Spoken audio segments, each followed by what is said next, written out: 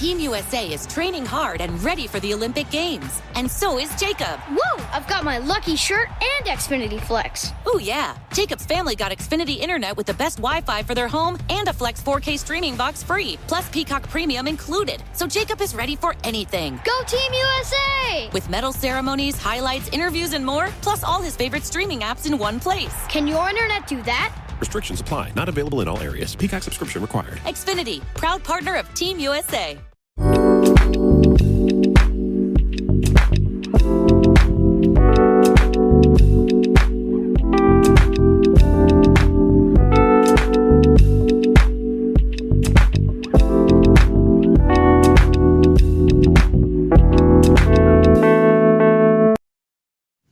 So the Vice documentary was aired this past week, and I thought I would give my views on the film, produced by Aaron Kaufman, who is a former Jehovah's Witness himself, which I thought was very damning to the organization. But before we get into it, if you enjoy this content and this video, please subscribe to the channel and hit the like button. I would also like to hear your feedback in the comment section, so feel free to leave your views and comments in there.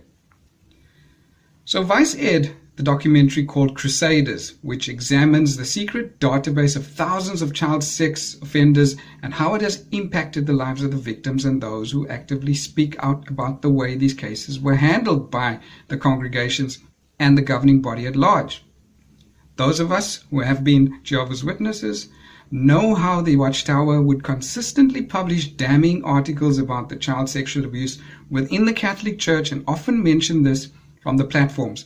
Well, years after the Catholic Church was found to have harbored and protected child sex abusers while punishing the victims for seeking justice, attention was turned on the Jehovah's Witnesses for doing the exact same thing. And this goes back decades. I remember when I first started to have my doubts about the organization and started hearing murmurings of abuse cover-ups, I stumbled upon Barbara Anderson's testimony about her experience while investigating the child sex abuse within the organization.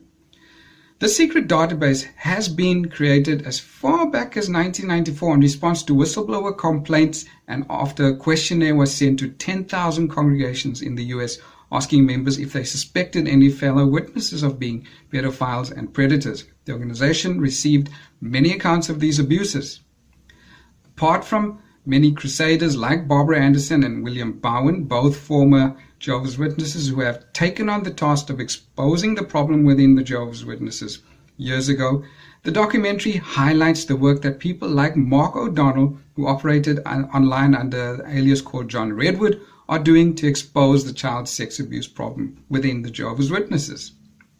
The film has testimonials of a number of ex-Jehovah's Witnesses who were molested by their fellow members, and in many instances by high-ranking elders in their congregations. In many instances, these perpetrators suffered no repercussions and have been left to roam freely in amongst the congregations, endangering other children, all due to an archaic interpretation of a Bible verse that demands there has to be 2 witnesses to an alleged sin or crime.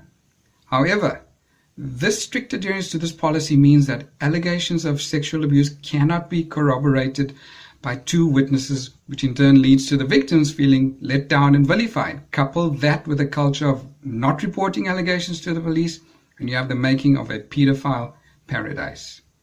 While the Catholic Church has begun to address their issue of pedophile priests and abuses, the Jehovah's Witnesses have not. They have dug in their heels. And here's the part that strikes me as appalling. And if you are a Jehovah's Witness currently watching or listening to this, take note, your donations to that organization funds the fines that have been racked up by the Watchtower for refusing to hand over that database. Court case in 2016, a plaintiff accused Gonzalo Campos, a member of the church, of molesting him and the secret database be handed over. Watchtower refused, and this prompted the judge to impose a fine of $4,000 per day until it's handed over. Watchtower racked up $2 million in fines before handing it over.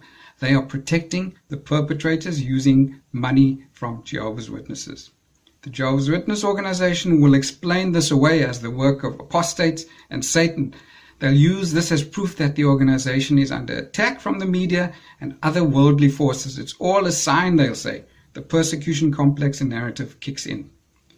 The accounts of Kimmy O'Donnell, Cameron, Torres, Asher, Judas, and other ex-Jehovah's Witnesses are heart-wrenching. The film also touches on the blood transfusion issue and the no-blood policy that the Jehovah's Witnesses are known for.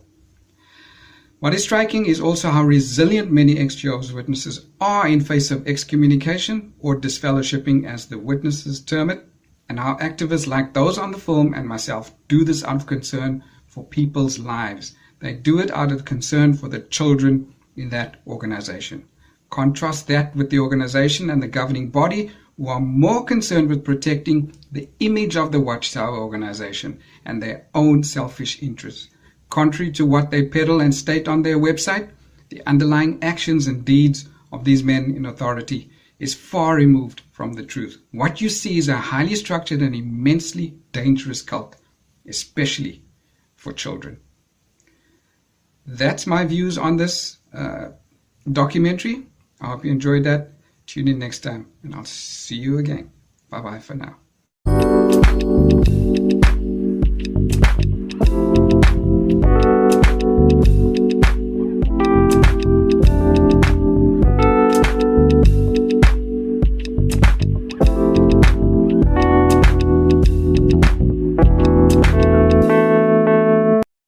Get ready to cheer on Team USA.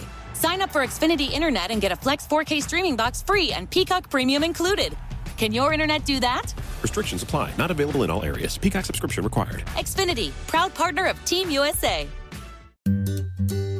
Switching to Geico is a good idea, especially when you consider everything. First off, Geico makes it easy to switch. They have licensed agents available 24/7 online or over the phone. But if it's so easy, you might start thinking everything is easy, even big wave surfing. And it's not. It's actually quite difficult. Well, if you switch to Geico, you could save hundreds on car insurance. And you could keep saving by bundling your motorcycle, boat, and RV, plus your home or renter's insurance.